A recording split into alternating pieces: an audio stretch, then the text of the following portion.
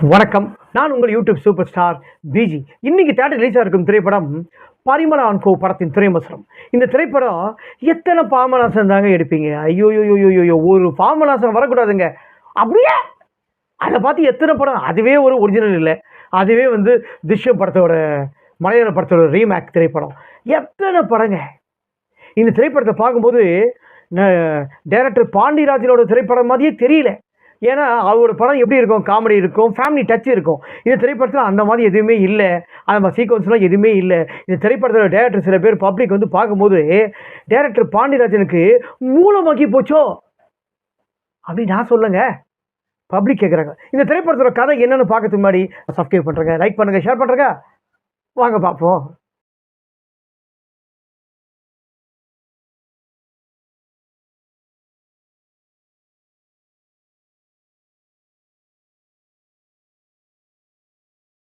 ராமன், யோகி பாபு, மிஸ்கின், சாண்டி, சிங்கம்புலி, ஊர்வசி, சஞ்சனா மற்றும் பலர் நடித்து வெளிவந்திருக்கும் திரைப்படம் பரிமளா அண்ட் கோ.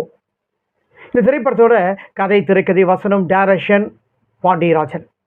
இந்த திரைப்படத்தோட இசை ஃபாக்ஸன். இந்த திரைப்படத்தோட தயாரிப்பு GKM தமிழ்குமரன். இந்த திரைப்படத்தோட கதை என்னென்னா, நடிகர் ஜெயராமன், ஊர்வசி அவங்களுக்கு பிறந்த 2 பொண்ணுங்க ஒரு மிடில் கிளாஸ் லைஃப்பை வாழ்ந்துருக்காங்க. அந்த மிடில் கிளாஸ் லைஃப் வாழ்ந்துருக்கும் போது 2 பொண்ணுங்களுமே ஜாபுக்கு தான் போயிருக்காங்க. ஆனால் அந்த 2 பொண்ணுங்களுமே என்ன பண்ணுறாங்கன்னா, ஒரு பொண்ணு மட்டும் சாண்டி, அதாவது அந்த ஏரியா ரவுடின்னு சொல்லுவாங்க, வர்கீஸுன்னுவாங்க. அந்த வர்கீஸ் எப்போ பாரு அந்த பொண்ணு டார்ச்சர் பண்ணினே இருப்பான். என்ன நீ காதலிக்கணும், என்னோட காதலிக்கலாம், தூக்கி விட்டு முட்டை அடிச்சிடுவேன், ஆசிட் ஊற்றிடுவேன்னு சொல்லி அந்த பக்கம் வரும்போதெல்லாம் அவளை கைப்பிடிச்சி இழுக்கிறது, கட்டி பிடிக்கிறது, இதே வேலையாகவே சுற்றி நிற்பார் சாண்டி. அதாவது அந்த கதாபாத்திரத்தோட பேர் வர்கீஸ். அவர் பண்ணிப்பார். அவங்க அப்பா கிட்ட சொல்லி பார்க்குறாரு. அவங்க அப்பா ஜெயராமன் பேசி பார்ப்பாரு. அவங்க அப்பாவை கலாச்சிடுவார். இவரோட மூத்த பொண்ணு கதாபாத்திரம் பராசக்தின்னுவாங்க. அவர் அந்த என்ன பண்ணுவோம், அந்த பொண்ணு சாண்டி வர்கீஸை கண்ணும் தெரியாமல் பண்ணிடும்.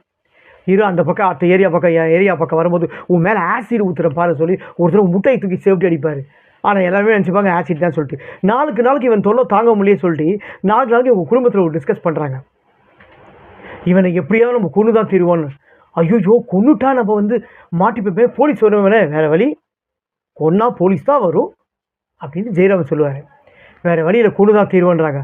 ஆனால் இவனுக்குள்ளே கொன்னணும் ஒரு நோக்கத்தோடு டிஸ்கஸ் பண்ணுறாங்க. ஆனால் அடுத்த மறுநாளே இவர் ஒரு கொடூரமான முறையில் செத்து இருக்காரு. ஏன்னா இவர் ஒரு ரவுடி, ப்ரௌன் சுகர், கோக்கிங் சொல்லி இப்படி கடத்தவர். இவர் யார் கொண்டு இருப்பா? இதுதான் இந்த படத்தோட கதைங்க. இந்த படம் இதுக்கப்புறம் நடக்கிறது ஃபுல்லாக எப்போவுமே டைரக்டர் பாண்டியராஜன் படம்னா குடும்பம், அதாவது ஃபேமிலியாக போவோம், ஃபேமிலியில் ஒரு டச் இருக்கும், அந்த குடும்பத்தில் ஒரு கருத்து சொல்லியிருப்பார், சென்டிமெண்ட் சீன்ஸ்லாம் அதிகமாக இருக்கும். இந்த திரைப்படத்தில் அந்த மாதிரிலாம் சொல்லும்படியாக இல்லை. இந்த திரைப்படத்தை என்ன சொல்கிறதுனா பாமநாசம் படத்தோட காப்பின்னு சொல்லலாம். அதுக்கப்புறம் நம்ம நயன்தாரா அவர்கள் நடித்த திரைப்படம் கோலமாவு கோகிலா, அந்த மாதிரி ஒரு திரைப்படம் சொல்லலாம். கிட்டத்தட்ட எல்லாம் ஒரு கலப்படமான மிக்சிங் படம் தான் இந்த திரைப்படம். அதாவது பரிமளா அண்ட் கோ. அதாவது அந்த பரிமளா அண்ட் கோன்னா ஊர்வசி, ஜெயராமன் இவங்களோட கதாபாத்திரம்லாம் ரொம்ப அழகாக நடிச்சிருக்காரு. காமெடி கதாபாத்திரத்தில் ரொம்ப அழகாக வச்சுருக்காங்க. ஸோ அவங்க ஒரு மாதிரி ஒரு நல்ல நடிகர் இவர் கையில் கொடுத்துருக்குன்னு சொல்லும்போது அவங்களை நல்லா வேலை வாங்கியிருக்கலாம். ஸோ இந்த டார்க் காமெடி சொல்லுவாங்க பார்த்தீங்களா, ஸோ இந்த டார்க் காமெடிலாம் கையாறி இருக்காரு டைரக்டர் பாண்டியராஜ் அவர்கள். இந்த படத்தை நம்ம யாருக்காக பார்க்கணுன்னா ஜெயராமன், ஊர்வசி ஓகே. அவங்களுக்கு அப்புறம் இந்த படத்தை நமக்கு தூக்கி நிறுத்துறது, காமெடியில் தூக்கி நிறுத்துறது யாருன்னா அவங்க டைரக்டர் நடிகருமான மிஸ்கின் சார் தான். மிஸ்கின் சார் ரொம்ப அழகாக பண்ணியிருக்காரு. ஏன்னா அவர் வரும்போதெல்லாம் எந்த ஒரு போர் அடிக்கலை, நல்லா காமெடியாக பேசுகிறாரு, காமெடியாக இருக்கார். ஸோ அவருக்குன்னு ஒரு ட்விஸ்ட் சில சம்பவம்லாம் இருக்குது. அந்த சம்பவம்லாம் செகண்ட் ஹாஃபில் காட்டுவாங்க. அதெல்லாம் கொஞ்சம் பார்க்கறது நம்மளுக்கு கொஞ்சம் இன்ட்ரெஸ்ட்டாக இருக்கும். ஃபர்ஸ்ட் ஹாஃப் நம்ம இந்த படம் பார்க்கும்போது ஆமனவர மாதிரி வருது, ஸ்லோ மோஷன், ஒரு லேக். என்னதான் ஒரு காமெடியுமே வச்சுருந்தாலும் இத்தனை காமெடி ஆகிட்டுருக்காங்க. யோகி பாபுவோட கதாபாத்திரம், அவர் அந்த ஜெயராமன் தங்கியிருக்க வீட்டோட ஹவுஸ் ஓனர், அவர் அப்பப்போ அவர் குறைச்சலை கொடுக்குறதோ, யோகி பாபு அது அப்பப்போ பேசுகிறதோ அது காமெடியாக இருக்குது. ஸோ அது முழுக்க நகைச்சுவையாக இருந்ததா இல்லையா கேட்டால் கண்டிப்பாக இல்லை. ஏன்னா அவர் வாங்குற பணத்துக்கு டைரக்டர் என்ன சொல்கிறாரோ அதை வந்து அவர் நடிச்சு கொடுத்துட்டு போயிடுறாரு யோகி பாபு. ஏன்னா அவரோட குறிக்கோள் பணம்னு சொல்லிட்டாரு. இந்த கேரக்டர் அந்த கேரக்டர் இல்லை, நல்லாகுதா பார்க்குற ஆடியன்ஸுக்கு வந்து நம்மளை தப்பாக நினச்சிப்பாங்களோ அப்படின்னா அப்படி ஒரு நினப்பெல்லாம் இல்லை. கலை சேவை பணம்லாம் வரல, பண சேவை பணம் தான் வந்திருக்காங்க. ஸோ வந்து பணத்தோட குறிக்கோள் தான். யோகி பாபு வராரு போயிடா முடிஞ்சு போயிடுது, அவ்வளோதான். அந்த மாதிரி ஒரு கேரக்டரு.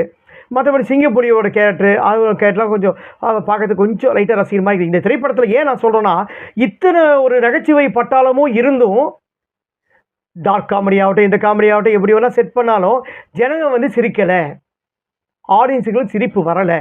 இந்த திரைப்படம் அதையும் மீறி இந்த திரைப்படம் ஓடுச்சுன்னா நம்ம மிஸ்கின் சாருக்காகவோ ஜெயராமனுக்காகவோ ஊர்வசி நிறைய இடத்துல அவங்களோட முக ரியாக்ஷன்ஸ்லாம் ஃபஸ்ட் ஹாஃப்லேயும் செகண்ட் ஹாஃப்லேயும் ஒரு முக்கியமான சில சீன்ஸ்லாம் வரும். அதில் ஜெயராமன் சொல்லும் போதெல்லாம் அவங்க ரியாக்ஷன் காட்டுவாங்க பாருங்கள், அதெல்லாம் கொஞ்சம் நல்லாவே இருக்குது. ஸோ படம் ஓடிச்சுன்னா அவங்களுக்காக தான் ஓடணுமே கண்டி டேரக்டருக்காக படம் ஓடத்துக்கு எந்த விதமான வாய்ப்பே இல்லை.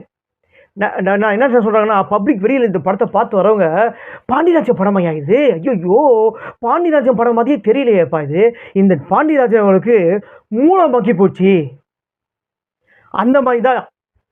அதனால தான் இந்த மாதிரி ஒரு திரைப்படத்தை வந்து எடுத்திருக்காரு. ஏன்னா அந்த மாதிரி ரியாக்ஷன்ஸ்லாம் ரொம்பவே அழகாக நல்லா பண்ணுறாங்க. ஸோ அவங்க சொல்லலாம். அதுக்கப்புறம் மிஸ்கின் இந்த படம் வந்து ஃபேமிலி ஆடியன்ஸுக்கு வந்து உள்ளே வந்து பார்த்ததுன்னா கண்டிப்பாக இன்றைக்கி அடுத்த மறுநாள் ஷோ அடுத்த ஷோவுக்கு வந்து கூட்டம் வந்ததுன்னா கண்டிப்பாக வந்து இதுக்காக தான் வரணும். ஏன்னா மற்றபடி இந்த திரைப்படத்தோட நான் தனிப்பட்டும் போய் இந்த திரைப்படத்தை பார்த்ததுக்கப்புறம் இது என் கருத்து சொல்கிறேன். அதே மாதிரி பப்ளிக்கோட கருத்தையும் பாருங்கள், மோசமாக சொல்லியிருப்பாங்க. ஆமாம், பப்ளிக்கோட கருத்து வந்து ரொம்ப ஒஸ்ட்டு. எத்தனை பாமநாசங்க, ஐயோ இந்த பாமநாசத்தோட தாங்க முடியலைங்க. கமலஹாசன் அவர்களே பாமநாசம் படம் வந்து ஒரு படம் தான் நடித்தார். நடிகர் மோகன்லால் வந்து 3 நடிச்சிட்டாரு, பார்ட் 1 பார்ட் 3 பார்ட் 1 பார்ட் 3ன்னு. ஆனால் நடிகர் கமலஹாசன் 1 தான் நடித்தார். இவங்களே அந்த படத்தில் நிறைய இடத்துல பாமநாசம் படத்தை பார்த்தீங்களா, யூஸ் பண்ணீங்களா சொல்லி அவரே கேட்பாங்க இந்த திரைப்படத்தில். அந்த மாதிரி ஒரு காப்பி. மற்றபடி சாண்ட்லி நல்லா தான் பண்ணியிருக்காரு. அவரோட கதாபாத்திரம் அந்த சொல்ல பார்த்தோட பேக்ரவுண்ட் மியூசிக்லாம் ரொம்ப ஆஹா ஓஹோலாம் சொல்ல முடியாது, ரொம்ப ஆஹா ஓஹோ அப்படிலாம் சொல்ல முடியாது சார். ஓகேங்களா, நல்லா இருக்குது அப்படின்னு சொல்லலாம். தொண்டு கடிச்சிக்கு திடீர்னுட்டு அப்படி ஒன்றா நம்ம சொல்லலாம். மற்றபடி இந்த திரைப்படம் வந்து நிறைய தடவை பார்க்கறதுலாம் ஒன்றுமே இல்லை இந்த திரைப்படத்தில். அதாவது கொடுத்த காசுக்கு ஒர்த்தா இல்லைன்னு கேட்டால் கண்டிப்பாக ஒர்த்து இல்லைங்க. ஐயோ ஃபஸ்ட் ஹாஃப்லாம் வந்து தலையை பிச்சுக்கிச்சு. ஸோ ஒர்த்துலாம் இல்லைன்னு சொல்ல முடியாது. டைரக்டர் பாண்டியராஜனுக்கு கண்டிப்பாக நெக்ஸ்ட் இது மாதிரி பாசிட்டிவ் இது மாதிரி கதையெல்லாம் பண்ணாதீங்க. உங்களுக்குன்னு நல்ல ஒரு பேனர் இருக்குது, நேம் இருக்குது, சென்டிமெண்ட், ஃபேமிலி, தலைவன் தலைவி கொடுத்த ஒரு ஹிட்டான திரைப்படத்தை, ஒரு நல்ல திரைப்படத்தை கொடுத்துட்டு இப்படி ஒரு மோசமான திரைப்படத்தை கொடுத்துருக்கீங்க Parimalan and go. Pandiarajan director அவளுக்கு நாளுக்கு மூலம் வந்து இன்க்ரீஸ் ஆகும்னு சொல்லுவாங்க. பாண்டியராஜன் டைரக்டர் அவர்களுக்கு மூல மகினே இருக்குது. இந்த திரைப்படத்தை யாராவது வந்து அதையும் மீறி நம்ம பப்ளிக் கருத்தையும் மற்றவங்க சொல்கிற கருத்தையும் படத்தோட திரையமசத்தையும் பார்த்து இதையும் மீறி நீங்கள் வந்து பப்ளிக் பார்த்து தான் ஆகணுங்க. தாராளமாக ஒரு தடவை பார்த்து நம்ம சொல்கிறது உண்மைன்னு தெரிஞ்சுக்கங்க.